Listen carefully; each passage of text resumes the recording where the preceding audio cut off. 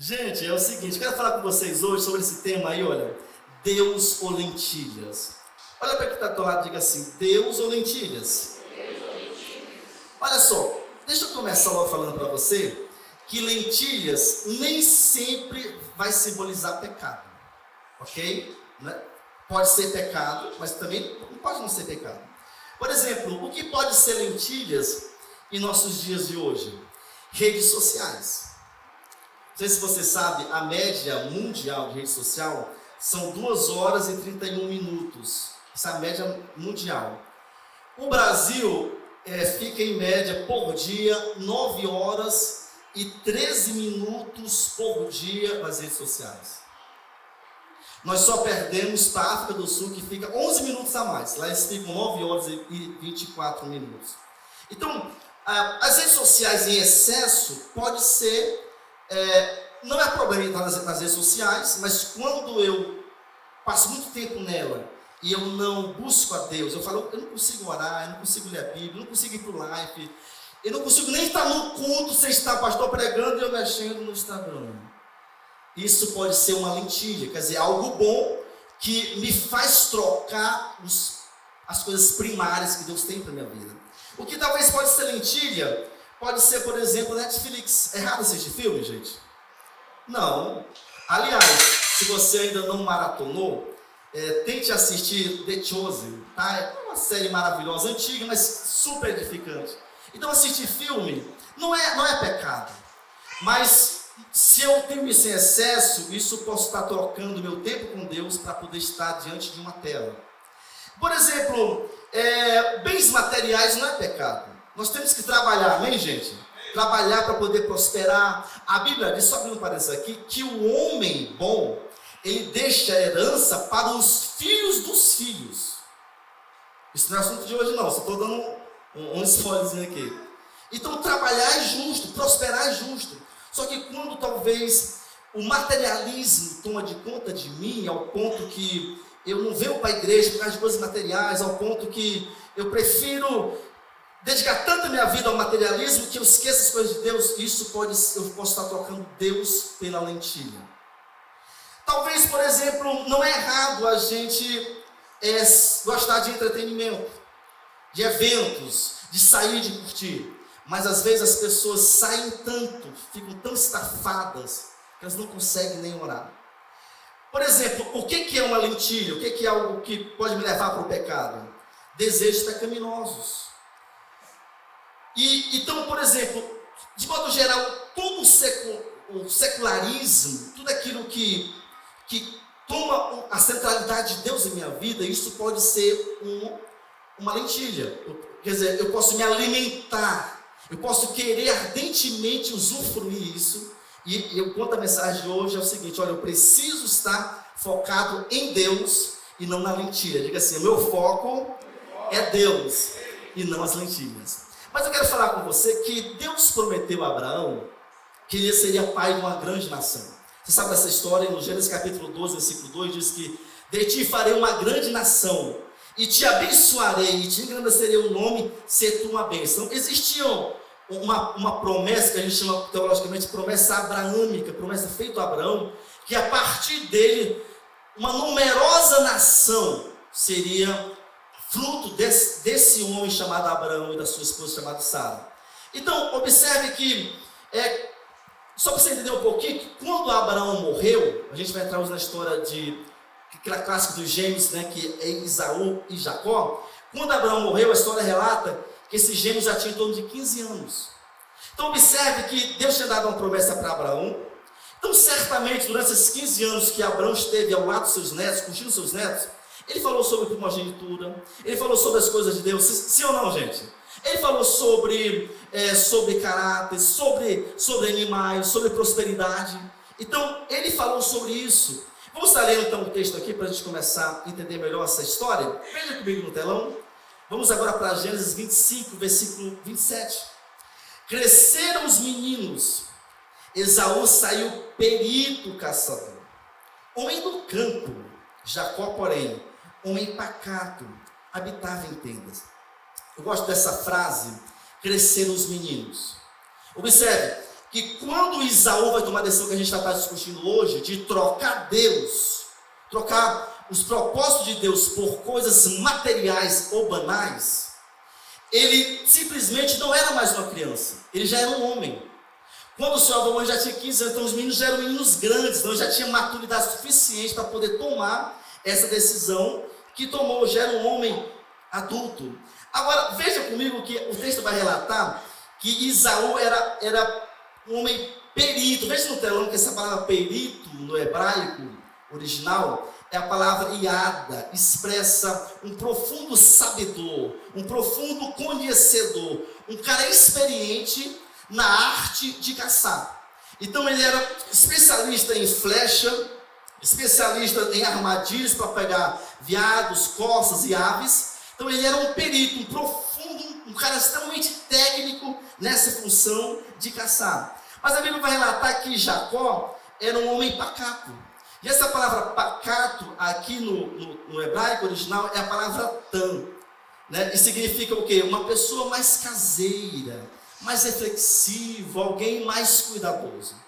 Se a gente fosse traduzir para hoje, me parece que Jacó era mais home office. Gostava do trabalho home office, estar em casa. É bom estar em casa, é bom levantar assim, se espreguiçar, vai lá na cozinha, frita um ovo, aí volta. Ele é mais caseiro. Isso não é problema algum, esse estilo de vida. Mas você observa que todos eles tinham uma diferença muito pessoal. Agora, quando a gente fala aqui, por exemplo, que Jacó era caseiro, a gente também entende que ele tinha profissão. E a profissão que ele tinha, ele era o quê? Ele cuidava de ovelhas. Mas olha só, a Bíblia não deixa claro.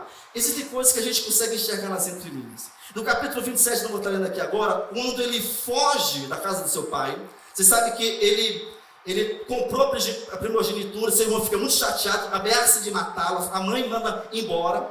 Quando ele chega na terra, na Mesopotâmia, onde mora o seu tio Labão, o que ele vai fazer, gente? Cuidar de ovelhas. E você observa que a Bíblia diz que Deus prospera muito Labão com o trabalho de Jacó. Então fica muito claro que Jacó não aprendeu a cuidar de rebanho lá na Mesopotâmia. Ele aprendeu ainda na casa do pai. Então parece que o curral era perto da casa, ele colocava as ovelhinhas lá, tirava um leitinho, agora eu vou fazer uma coalhada. Mas ele era o cara que cuidava da parte dos animais. Eu quero ver com você hoje, nessa mensagem, 3 pontos que eu quero abordar. O primeiro ponto é que nós vamos perceber nessa história o problema da predileção familiar. Eu preguei sobre isso, sobre esse ponto aqui, eu preguei no Dia dos Pais, no último Dia dos Pais, há 5 meses atrás. Eu só quero fazer uma reprise, não tínhamos algumas pessoas que estão aqui, não estavam naquele culto. Quero falar um pouco sobre essa questão. Veja o versículo 28 agora. E a Bíblia diz que Isaac amava Esaú, porque se saboreava da sua caça. Parece que Isaac tinha uma certa facilidade para ter experiências gastronômicas bem diferentes. E a Bíblia diz que Rebeca, ela amava José. Então você observa que esses meninos foram criados num ambiente de predileção. O pai gostava do mais velho, a mãe gostava do outro, eram gemas que foram questão de minúsculos um para o outro. Então eles foram muito criados nessa questão. E aí esse problema de predileção foi um problema geracional. Você observa que, um pouquinho voltando, a Bíblia diz que quando nasce Ismael, Abraão tinha 86 anos de idade. A Bíblia diz que, fica muito claro que Abraão amou Ismael. Então Abraão, como era o filho mais velho dele, Ismael, ele pensava certamente que talvez ele seria o seu sucessor. Quando chega Isaac, você observa que depois de 14 anos nasce Isaac, e depois que o menino foi desmamado, talvez 3 anos depois, lá com 17, 18 anos, a Bíblia manda que Abraão mande o filho embora, o Ismael, para que Deus possa cumprir a promessa no caçula. Você vê a dor que Abraão sentiu em poder mandar o seu filho embora. Então fica muito clara a predileção de Abraão lá. Você vê também, por exemplo, Isaac, filho de Abraão, amando um mais do que outro. Você vê, por exemplo, José, filho de Jacó, amando. Você vê Jacó amando José mais do que os demais. Você vê a confusão que deu em Gênesis capítulo 37 e diante, porque um amor muito grande a um deixa os outros meio que desamparados emocionalmente. Você vê que depois o próprio José amou Manassés ao ponto que quando o pai ora no capítulo 50 do Gênesis, o pai ora abençoando, troca as mãos.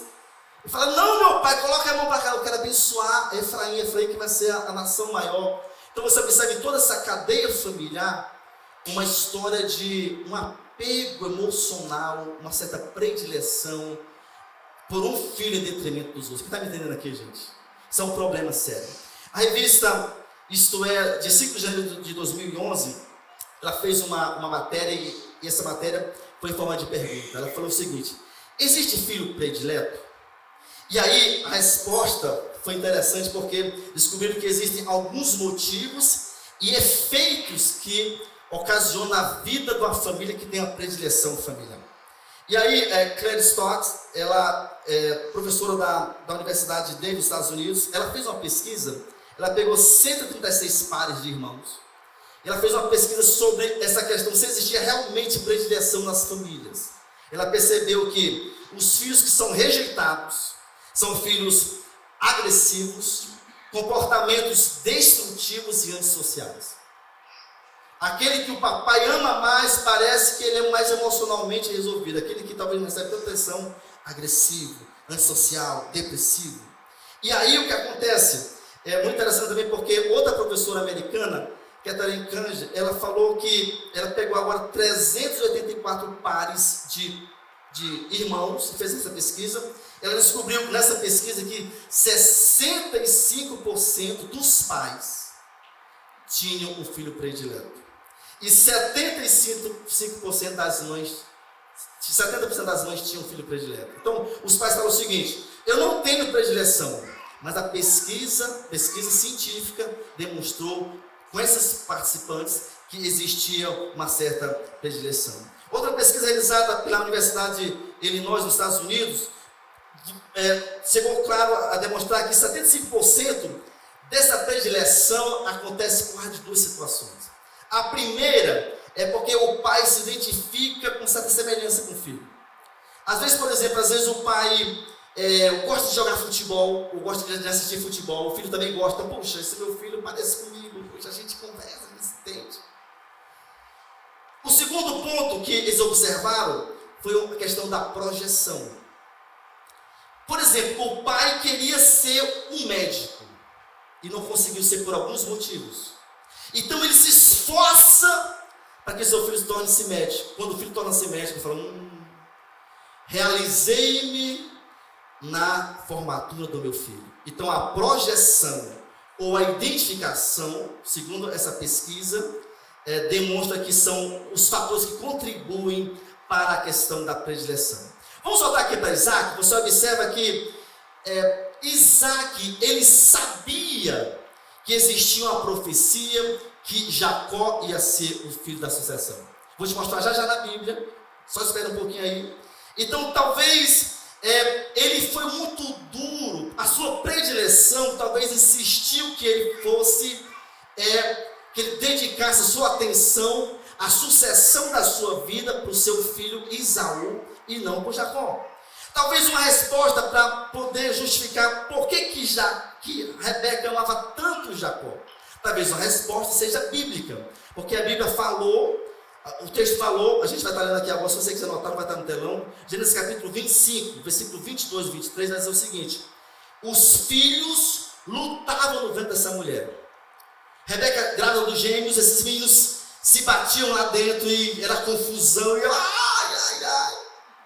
Aí ela falou o seguinte: se é assim, porque eu vivo, não aguento mais isso. Ela consultou o Senhor. Veja o texto comigo. Respondeu o Senhor: 2 nações há no teu ventre, 2 povos nascidos de ti se dividirão. Um povo será mais forte do que o outro, e o mais velho servirá ao mais novo. Talvez uma resposta teológica que justifique a atenção de Rebeca e fala o seguinte: eu vou lutar por Jacó, seja que ela recebeu essa profecia ainda grávida dos meninos. E eu tenho certeza que por alguns motivos Rebeca falava: Isaac, não se preocupa, um anjo me falou. É Jacó que vai ser teu sucessor. Jacó, talvez só esperando a mãe agir alguma coisa, mas você observa que talvez, pensa comigo, essa luta de Isaac. Poxa, a regra societal é que o mais velho seja o patriarca, o futuro patriarca, o meu sucessor. Poxa, eu gosto tanto da comida que Isaú caça. Como é bom esse dilema. Então você observa que esse problema foi um problema que trouxe tantos transtornos para aquela família. Segundo ponto de hoje, veja comigo no telão, que a gente não deve tomar decisões diante de circunstâncias difíceis. Veja comigo no telão o próximo texto, 25, a partir do versículo 29 ao versículo 30. Olha só. Tinha Jacó feito um cozinhado, quando esmorecido veio do campo Esaú e lhe disse: peço-te que me deixes um pouco desse cozinhado vermelho, pois estou esmorecido. Daí chama-se Edom. Só para você entender um pouquinho, os descendentes de Esaú são os edomitas, tá bom? Observe, nessa história a gente vê a mão de Deus silenciosamente agindo nas entrelinhas, respeitando o livre-arbítrio do homem, mas a própria decisão do homem contribuindo para que os desígnios de Deus fossem concretizados. Deixa eu te falar o seguinte: olha, o mais novo vai ser o sucessor. E agora começa a ter umas ações humanas que vão canalizar para essa concretização. A gente vê aqui o que eu chamo de cristocidência. Diga assim, cristocidência.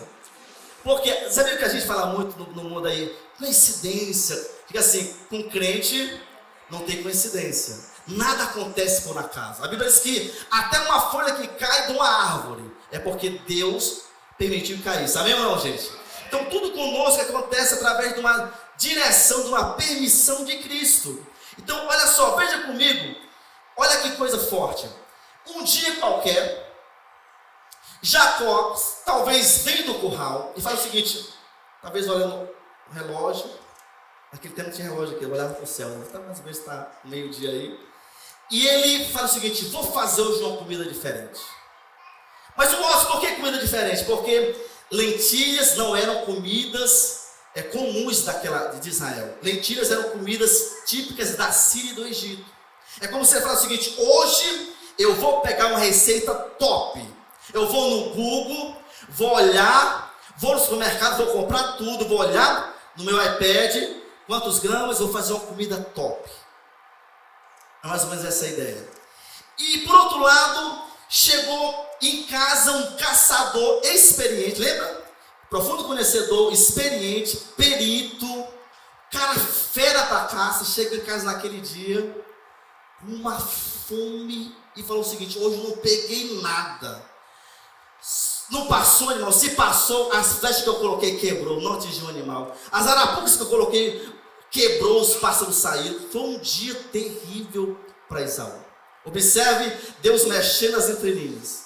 Um decide fazer algo top e diferente, uma comida, uma receita nova, e o outro não conseguiu caçar nada. Só para você entender um pouquinho, lentilhas dizem que é um tipo de feijão que quando cozinhado liberava uma substância vermelha, como se fosse talvez hoje o nosso colorau. Então, só que era o próprio feijão, que tipo de feijão que liberava aquela substância. Então, muito possível, era um guisado com animais e lentilhas juntos. Então estava um negócio super, hiper saboroso.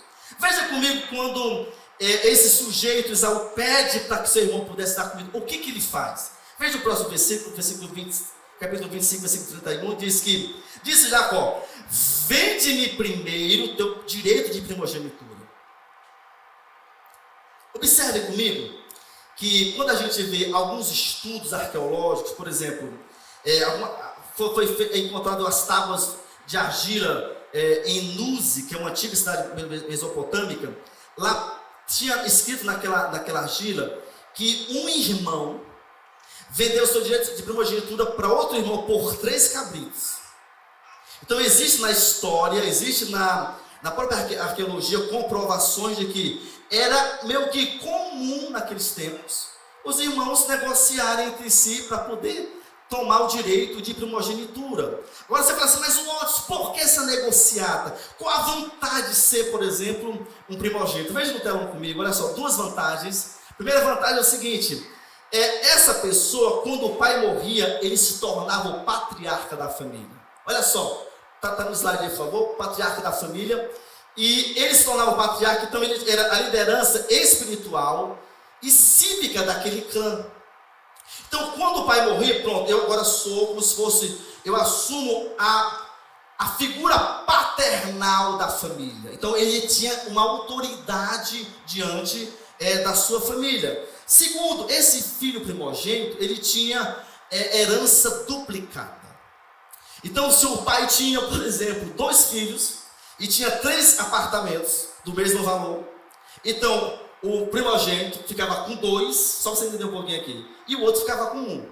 Então, existiam algumas vantagens. Então, Jacó falou, cara, eu vou aproveitar aqui uma oportunidade para poder garantir um futuro talvez promissor.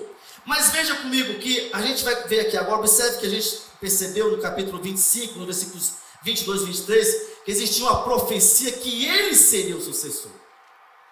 Quando ele faz isso, eu observo que um perigo muito grande, porque ele começa aqui agora a entrar numa situação de que começa a querer ajudar a Deus a fazer com que a promessa se cumpra. Isso aqui é um problema muito sério. Já viu que muitas vezes Deus fala o seguinte, olha, faça isso. E às vezes a gente fala assim, será que Deus não quer me ajuda? Será que eu não consigo fazer algo para poder dar uma forcinha para ele? Então, observa que se existia uma profecia que ele seria o sucessor, quando ele começa a entrar em processo de negociatas, de convencimento humano, de articulação humana, ele está querendo assumir o lugar de Deus. Isso é um problema muito sério. Por exemplo, existem hoje muitas igrejas negociando cargos. Eu estou na igreja a vida toda. Tem muitas igrejas que chegou um famoso na igreja, é tratado diferente. Chegou um rico na igreja, é tratado diferente. Chegou um talentoso, esse aqui eu pego ele porque eu vou proteger ele. Quer dizer, isso é um problema sério quando a gente começa a mercadejar o evangelho. Deus tinha um propósito para a vida de Jacó, e ele não precisava mercadejar, negociar, intervir no plano de Deus. Você vai entender aqui, gente? Então isso aqui é um problema que a gente tem que ter cuidado. Por outro lado, nós vemos Esaú, que não tinha noção alguma da bênção, do poder de uma bênção como primogênito. E aqui eu quero fazer uma aplicação. Valorize o que Deus te deu. Deus te deu uma família, amém? Deus te deu um casamento, amém? Deus te deu a solteirice por enquanto, amém? Sabe um parênteses aqui? Tem muita gente que é solteira e é muito triste. Ah, eu sou solteiro, que chato ser solteiro, que chato. Irmãos, tem muita gente das igrejas evangélicas que são casados e são infelizes, infelizmente. Que são tristes, frustrados, arrasados, decepcionados. Então, às vezes é melhor ser solteiro do que ser... Muito tipo de casamento está enrolado emocionalmente. Então, se você está solteiro hoje, aproveite. Aproveite como? Seja feliz, amém, gente? Seja feliz. Quando eu era solteiro, a minha mãe me mandava, eu morava em Macapá, e mandava para Santarém. Vai lá curtir. Vá para Belém, eu ia para Belém sozinho. Viajava, era tão bom viajar. Aproveite isso. Não é pecado, não é ruim. Aproveite essa fase. Essa fase passa, não é verdade, gente? Essa fase passa. Por exemplo, valorize a igreja que Deus te deu. Valorize, por exemplo, os amigos que você tem. Valorize a cidade que você mora. Diga assim, eu valorizo João Pessoa. Deixa eu abrir um parênteses aqui. Essa igreja, 80% dela é de pessoas que vieram de fora. Nós temos que ter cuidado, quem veio de fora, eu falo isso para mim, para não chegar aqui, não estar na cidade, uma cidade maravilhosa. É uma cidade, é um dos 10 destinos mais visitados do mundo. E a gente está aqui como estrangeiros e falando o seguinte, que cidade chata. Que povo não sabe atender ninguém. Que trânsito chato. Gente, vamos valorizar o que Deus nos deu, amém, gente? Porque ninguém colocou um revólver na nossa cabeça, vá para João Pessoa agora. Nós demos o que nós quisemos. Então nós temos que valorizar aquilo que nós temos. Diga assim: eu valorizo João Pessoa. Uma das maneiras de você valorizar é você orar por essa cidade. Amém? Você tem que orar por ela. Minha mãe ensinou algo. Nós chegamos aqui e por muitas vezes a gente vai para a rodoviária para poder ir para Fortaleza. Muitas vezes, é uma trajetória nossa muito comum. E nós temos de Fortaleza, a rodoviária é muito maior. Então a gente conversa, quando eu chegava aqui, eu achei estranho, né? Eu falei: meu Deus, que coisa estranha. Ela falou para mim: Watson, vem cá, abençoe a cidade. Eu não tinha nem amaldiçoado, gente. Deus me perdoe, nem pensei nisso. Abençoe, diga, declare que que essa cidade vai ter uma rodoviária top. Eu chego lá, vou deixar minha esposa semana que vem lá. Ora, está abençoado, em nome de Jesus, está grande. Eu vejo uma rodoviária top. Eu já estou aqui há 3 anos, já vi o aeroporto aumentar, glória a Jesus. Nós temos que valorizar aquilo que nós temos.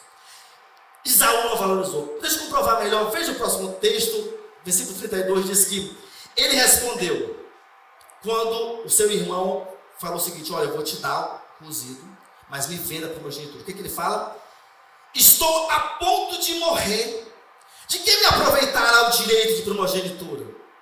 Irmãos, ele justifica que está quase morrendo. Isso aqui é uma hipérbole. Isso aqui é um exagero. E olha, existem crianças na África que passam de 15 dias sem comer nada e não morrem. Como é que um marmanjo, que diz a minha avó, sei quanto acaba grande, está com meio dia de fome, vai morrer? Quer dizer, muitas vezes a pessoa usa de exagero para poder abrir espaço para poder pecar e fazer coisas erradas. Deixa eu falar algo aqui para você, só uma dica aqui antes da gente continuar.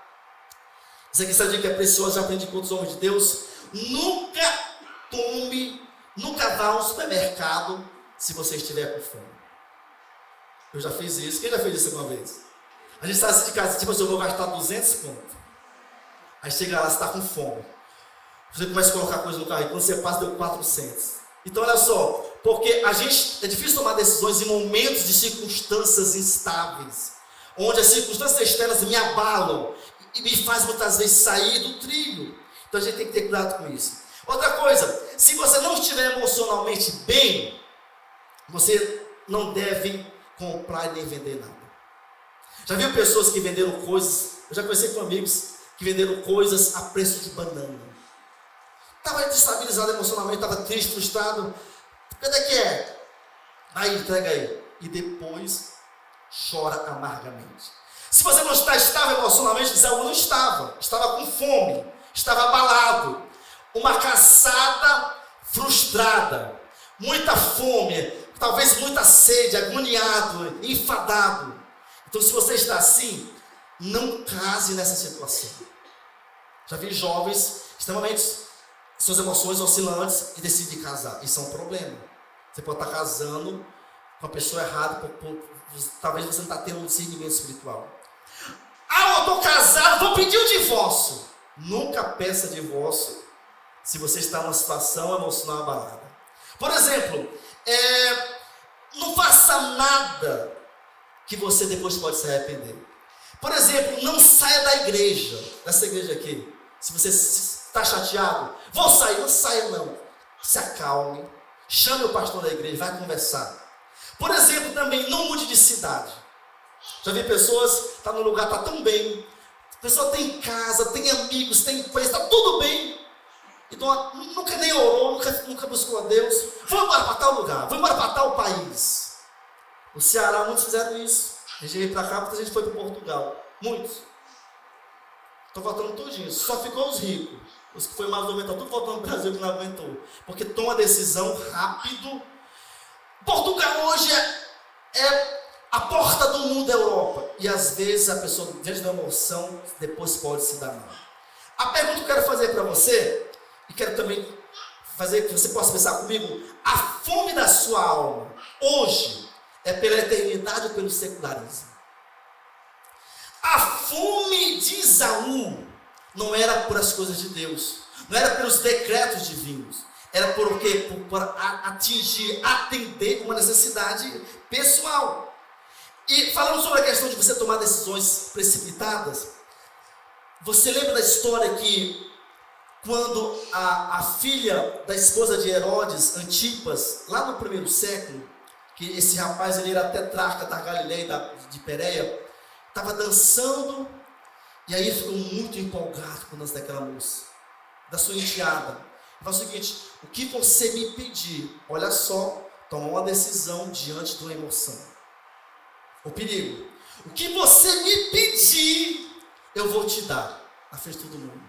A menina sai do salão da festa, vai para a mãe. E aí, mamãe, o que eu peço de Herodes? O que ela fala? Diga para ele que você quer a cabeça de João Batista no prato. Oh! Pensa comigo, Herodes Antipas, meu Deus, ele respeitava o profeta João Batista, honrava o cara, respeita, foi confrontado, mas sabia que ele era autoridade eclesial naquele tempo. E agora, diante da emoção, estou muito empolgado, que dança linda. E agora, ele é obrigado a entregar a cabeça do profeta no prato. Então, entenda algo, nunca tome uma decisão em momentos de circunstâncias instáveis. Calma, pensa, ora, reflete. Agora eu vou tomar decisão. Quem está comigo aqui, gente? Não vou perguntar, mas eu já tomei muitas decisões, esses 39 anos de idade, que eu orei pouco, algumas eu nem orei, eu tive que pagar um preço alto, na esfera financeira e outras coisas. Então é importante a gente ter esse cuidado aí. Terceiro ponto e último de hoje, olha só, você perde tudo que despreza. Diga-se misericórdia, Jesus. Veja comigo Gênesis 25, 33 a 34. Então disse Jacó, então no processo da negociação da primogenitura, jura-me primeiro. Ele jurou e vendeu o seu direito de primogênito a Jacó. Deu Jacó a Esaú o pão e o cozinhado de lentilhas. Diga assim comigo, ele comeu, diga assim, bebeu, levantou-se e saiu. Olha só o que Moisés, que escreveu isso aqui, faz parte do Pentateuco. Moisés fala o seguinte: assim desprezou Esaú o seu direito de primogenitura. Irmãos, o cara vende, não reconhece a importância das coisas de Deus, troca por um prato de comida. A Bíblia diz que ele come, 4 verbos aqui: comeu, bebeu, levantou-se e saiu. Tipo assim, ó, é nada para mim, tô nem aí, é nada, tô nem aí. Isso aqui é algo muito, muito, muito sério. Irmãos, nunca na história da humanidade um alimento causou tanto transtorno para alguém como nesse caso aqui, exceto o alimento do fruto do bem e do mal lá que Adão e Eva comeram. Fora aquele de lá, esse aqui foi o que mais trouxe transtorno para um sujeito. Comeu, bebeu, levantou e saiu. E eu estou me lixando para as coisas de Deus. Que coisa forte. Veja no telão agora, por favor, que disse, capítulo 27 agora, do versículo 39 a 40, disse Esaú a seu pai. Depois que só para você entender um pouquinho, a Bíblia fala que, você vai ler a história depois, que Rebeca chama Jacó, ela ouve a história que Jacó, ela ouve a história que Isaac quer abençoar Esaú, ela chama Jacó, dá toda a direção para ele, mata o carneiro, coloca nele toda a pele, como se fosse o pelo de Esaú, faz o cozinhado, leva para lá, e a Bíblia diz que, de maneira muito rápida, só para fazer uma síntese, a Bíblia diz que Isaac abençoa Jacó.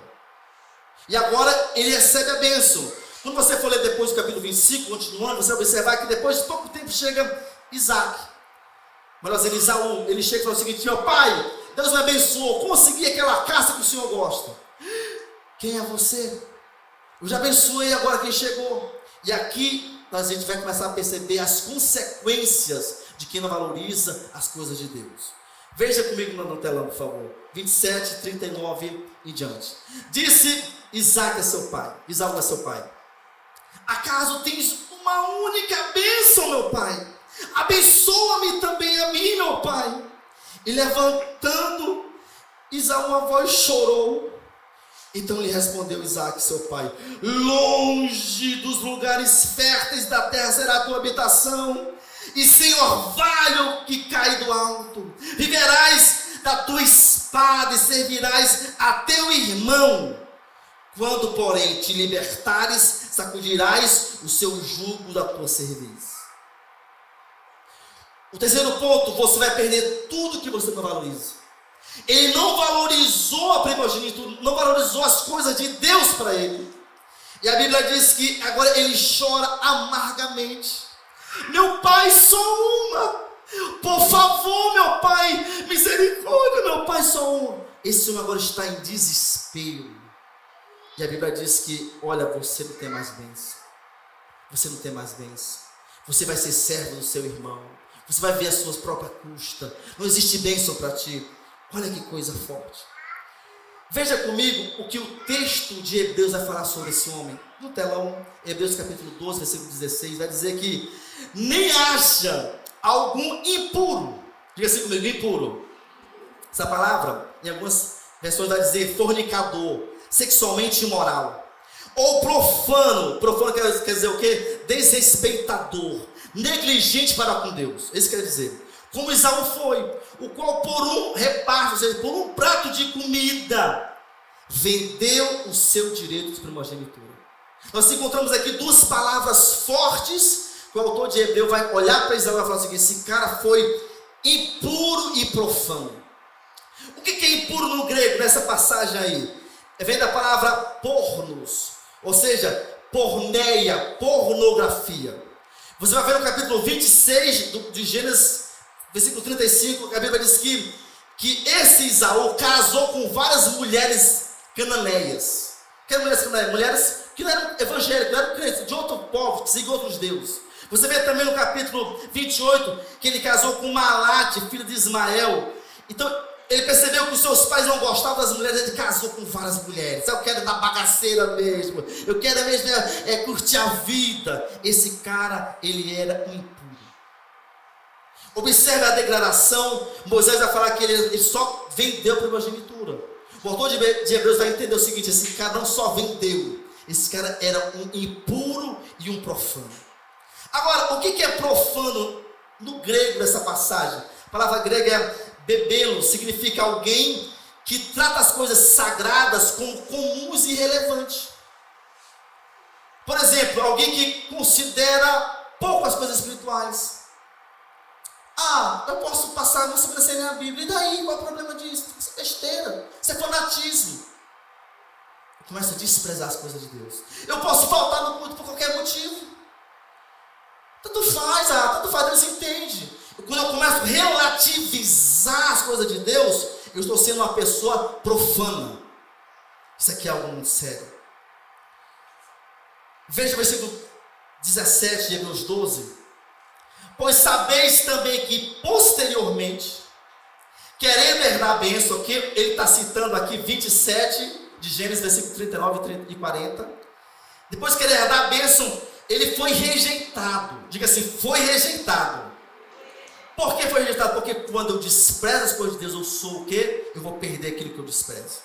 Olha só, continua aqui. Pois não achou lugar de arrependimento, embora com lágrimas tivesse o que a gente buscava. Deixa eu falar algo para você aqui. Ele foi rejeitado, mas o autor de Hebreus vai mais profundo. E fala: olha, ele foi rejeitado, ele chorou, ele ficou desesperado. Meu pai me deu oportunidade. Mas o autor de Hebreus fala o seguinte: esse cara não teve arrependimento.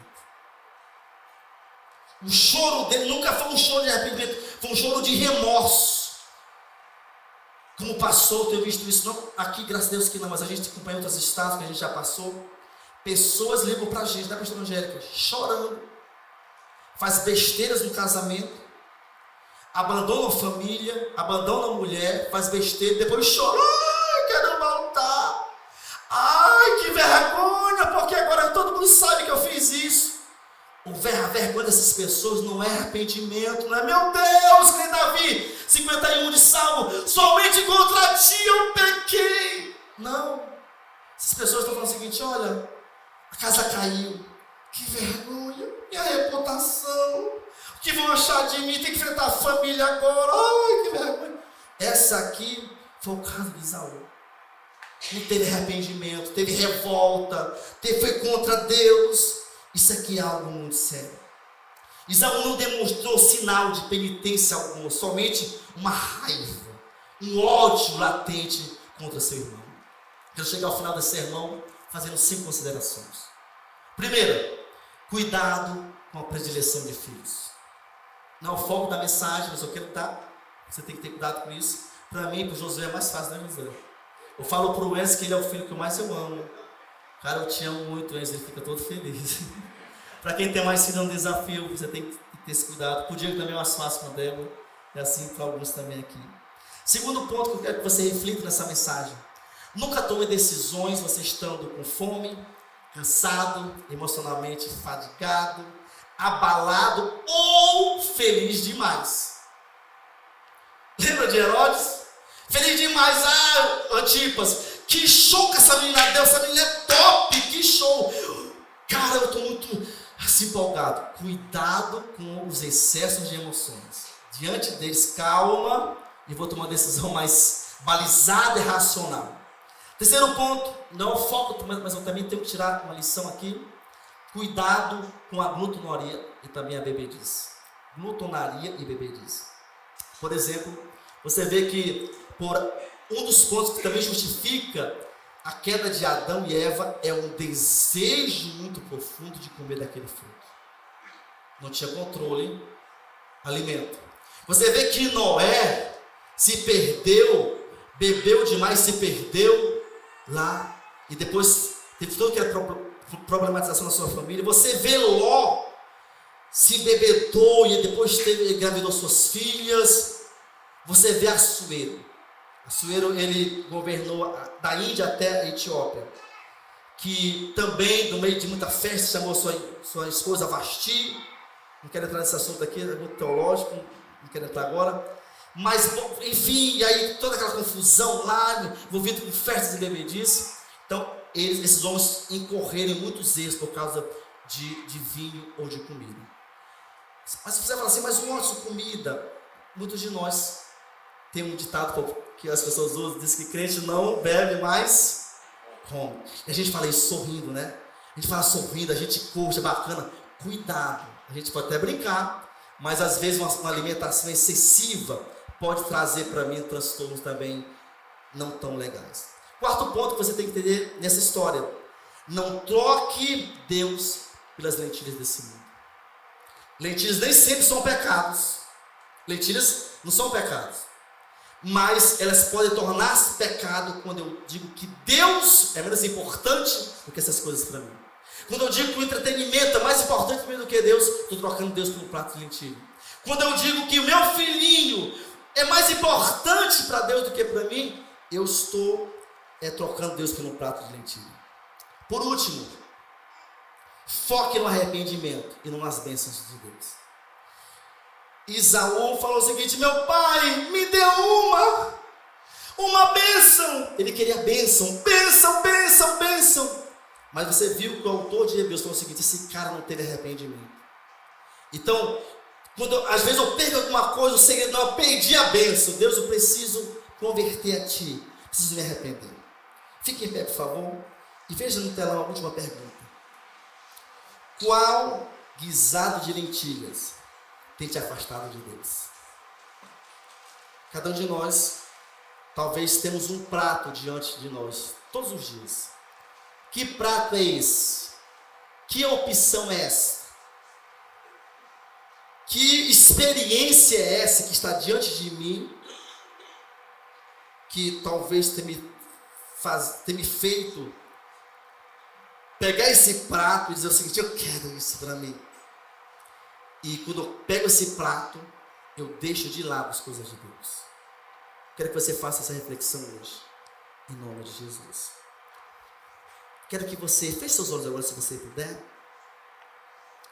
e você peça para Deus: Deus, eu quero nessa noite sair daqui decidido que eu quero o Senhor e não os pratos de lentilhas. Quero que você fale com Deus agora, que você, talvez, o Espírito Santo já está falando no seu coração nessa noite. Talvez está falando, olha, você tem pisado na bola nessa área. Olha, talvez você tenha amado tanto isso, em detrimento do tempo comigo. Talvez você tenha amado tanto os prazeres transitórios da vida, que às vezes não são pecados, mas o excesso deles toma a primazia de Cristo. Aí sim, o pecado entra. O Espírito Santo te convida nessa noite para você fazer uma reflexão, para que você possa olhar para dentro de si nesse momento, dizer: Deus, eu não quero ser como Jacó, mercadejar o que o Senhor tem para mim. Não quero comprar ninguém, não quero comprar pastor, até porque esse pastor não está sendo vendido. Não quero comprar nada na igreja, não quero comprar nada.